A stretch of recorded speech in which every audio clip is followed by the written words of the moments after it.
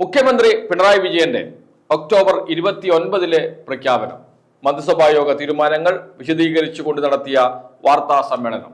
ഇപ്പോഴും അതിന്റെ അലയൊലികൾ തീർന്നിട്ടില്ല. രാഷ്ട്രീയ കേരളത്തിൽ വലിയ ചർച്ചയായി മാറിയിട്ടുണ്ട്. പിണറായി വിജയന് ഒരു നിർബന്ധമുണ്ടായിരുന്നു. ഇന്നലത്തെ മന്ത്രിസഭായോഗം നടക്കണം. CPI മന്ത്രിമാർ മന്ത്രിസഭായോഗം ബഹിഷ്കരിക്കരുത്. അതിനുവേണ്ടി തന്നെയാണ് മന്ത്രിസഭായോഗം ഉച്ചയ്ക്ക് ശേഷം നടത്താൻ തീരുമാനിച്ചത്. എല്ലാ മന്ത്രിസഭാ യോഗങ്ങളും രാവിലെ 9 മണിക്കാണ് ചേരാറുള്ളത് എന്നോർക്കണം.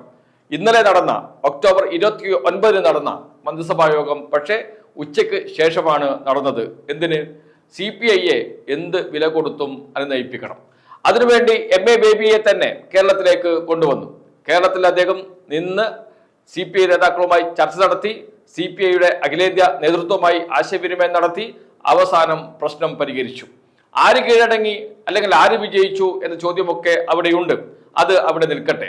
പക്ഷേ മന്ത്രിസഭാ യോഗത്തിൽ CPI മന്ത്രിമാരെ എത്തിക്കണം എന്ന നിർബന്ധമുണ്ടായിരുന്ന ഒരേ ഒരു നേതാവ് ചിലപ്പോൾ മുഖ്യമന്ത്രി പിണറായി വിജയനായിരിക്കും. ആ മന്ത്രിസഭാ യോഗത്തിന് അത്രമാത്രം പ്രാധാന്യം കൽപ്പിച്ചിരുന്നു പിണറായി വിജയൻ എന്ന കേരളത്തിന്റെ മുഖ്യമന്ത്രി. എന്തുകൊണ്ട്? അതിനുള്ള ഉത്തരമാണ് അദ്ദേഹം നടത്തിയ പ്രഖ്യാപനങ്ങൾ. കേരളത്തിലെ രാഷ്ട്രീയം ഒക്ടോബർ 29 പ്രഖ്യാപനത്തിന് മുൻപും ശേഷവും എന്ന് വേർതിരിക്കപ്പെട്ടു. അതിനു മുമ്പ് നടന്ന ചർച്ചകൾ എന്ന് വെച്ചാൽ ഒക്ടോബർ 29 മുമ്പ് നടന്ന പ്രധാനപ്പെട്ട ചർച്ച, അതിലൊന്ന് ശബരിമല സ്വർണ്ണ കൊള്ളയായിരുന്നു. സ്വാഭാവികമായും കോൺഗ്രസിന്റെ കയ്യിലും BJPയുടെ കയ്യിലും നല്ല ആയുധമായിരുന്നു ശബരിമലയിലെ സ്വർണ്ണക്കൊള്ള. അന്വേഷണം നടന്നുകൊണ്ടിരിക്കുകയാണ്. അത് എവിടെ ചെന്ന് അവസാനിക്കുമെന്ന് ഇപ്പോഴും ഉറപ്പില്ല. പക്ഷേ രാഷ്ട്രീയമായി അതിനെ ഉപയോഗപ്പെടുത്താൻ കോൺഗ്രസ് തീരുമാനിച്ചിരുന്നു, UDF തീരുമാനിച്ചിരുന്നു. UDF കേരളത്തിൽ അങ്ങോളം ഇങ്ങോളം ജാഥ നടത്തിയിരുന്നു, പ്രക്ഷോഭങ്ങൾ നടത്തിയിരുന്നു, യൂത്ത് കോൺഗ്രസ് സമരങ്ങൾ നടത്തിയിരുന്നു. സമാനമായി BJP സെക്രട്ടേറിയറ്റ് വളയൽ സമരം പോലും നടത്തിയിരുന്നു. കൊടും മഴ നനഞ്ഞുകൊണ്ട് BJP പ്രവർത്തകർ സെക്രട്ടേറിയറ്റിന് മുന്നിൽ റോഡിൽ കുത്തിയിരിക്കുന്ന ദൃശ്യങ്ങൾ നാം കണ്ടതാണ്. പ്രധാനപ്പെട്ട രാഷ്ട്രീയ ആയുധമായി ശബരിമല മാറണം, അതായിരുന്നു UDFന്റെ ആഗ്രഹം. അത് തന്നെയായിരുന്നു BJPയുടെ ആഗ്രഹം. BJPക്ക് പക്ഷേ അതിലൊരു സംശയം ഉണ്ടായിരുന്നു. BJP സമരം ചെയ്തിട്ട് അതിന്റെ ഗുണം മുഴുവൻ UDF നേതാക്കൾ കൊണ്ടുപോകുമോ, UDF കൊണ്ടുപോകുമോ എന്ന സംശയം ഉണ്ടായിരുന്നു. എന്നിരുന്നാലും ഒരു സുവർണാവസരം, കയ്യിൽ കിട്ടിയ സുവർണാവസരം, അത് നന്നായി ഉപയോഗിക്കാൻ തീരുമാനിച്ചിരുന്നു UDFും അതോടൊപ്പം തന്നെ BJPയും.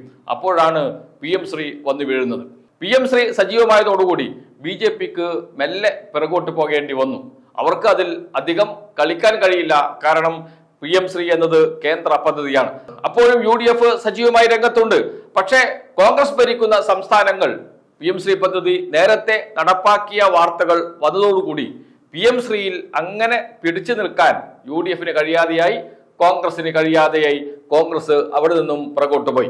അതിനു മുമ്പ് വലിയ രാഷ്ട്രീയായുധമായി ഉയർത്തിക്കൊണ്ടുവരുവാൻ ശ്രമിച്ചിരുന്ന സ്വർണ്ണക്കൊള്ള, ശബരിമലയിലെ സ്വർണ്ണ തട്ടിപ്പ് മെല്ലെ പിന്നാമ്പുറത്തേക്ക് മാറി. PM ശ്രീ മാധ്യമങ്ങളിൽ 1-ാം സ്ഥാനത്തേക്ക് വന്നു. അത് പെട്ടെന്ന് തന്നെ തീരുകയും ചെയ്തു. ആര് കീഴടങ്ങി, ആര് വിജയിച്ചു, ആര് മുട്ടുമടക്കി എന്ന ചർച്ചകളിലേക്ക് അത് ഒതുങ്ങുകയും ചെയ്തു. അത് LDFനെയോ CPIMനെയോ ഗുരുതരമായി ബാധിക്കില്ല. കാരണം പ്രശ്നമുണ്ടായി, പ്രശ്നം പരിഹരിച്ചു, തീർന്നു എന്ന നിലയിലേക്ക് കാര്യങ്ങൾ കൊണ്ടുവരികയും തൊട്ടടുത്ത് തന്നെ വമ്പൻ പ്രഖ്യാപനങ്ങളുമായി പിണറായി വിജയൻ വരികയും ചെയ്തതോടുകൂടി ഇപ്പോൾ കളത്തിൽ നിൽക്കുന്നത് പിണറായി വിജയൻ തന്നെയാണ്, LDF തന്നെയാണ്. ഈ മുന്നേറ്റത്തെ ഇനി BJP എങ്ങനെ മറികടക്കും, എങ്ങനെ UDF മറികടക്കും എന്നതാണ് അറിയാനുള്ളത്. ക്ഷേമ പെൻഷൻ കൂട്ടിയത് നല്ലത് തന്നെയാണ്, എന്നാൽ ഇത്ര പോരാ എന്ന് പറയേണ്ടി വന്നു പ്രതിപക്ഷ നേതാവിന്. ഇതൊരു ഇലക്ഷൻ തട്ടിപ്പാണ് എന്ന് പറയേണ്ടി വന്നു മുൻ പ്രതിപക്ഷ നേതാവ് രമേശ് ചെന്നിത്തലയ്ക്ക്. ഇതെല്ലാം കേന്ദ്ര പദ്ധതിയാണ് എന്ന് പറയേണ്ടി വരുന്നുണ്ട് BJPക്ക്. എന്ന് വെച്ചാൽ രാഷ്ട്രീയ ചർച്ച മുഴുവൻ മുഖ്യമന്ത്രിയുടെ ഒക്ടോബർ 29 പ്രഖ്യാപനത്തിലേക്ക് ഒതുങ്ങുന്നു. അത് തന്നെയാണ് LDFന്റെ വിജയം, അത് തന്നെയാണ് CPMന്റെ വിജയം.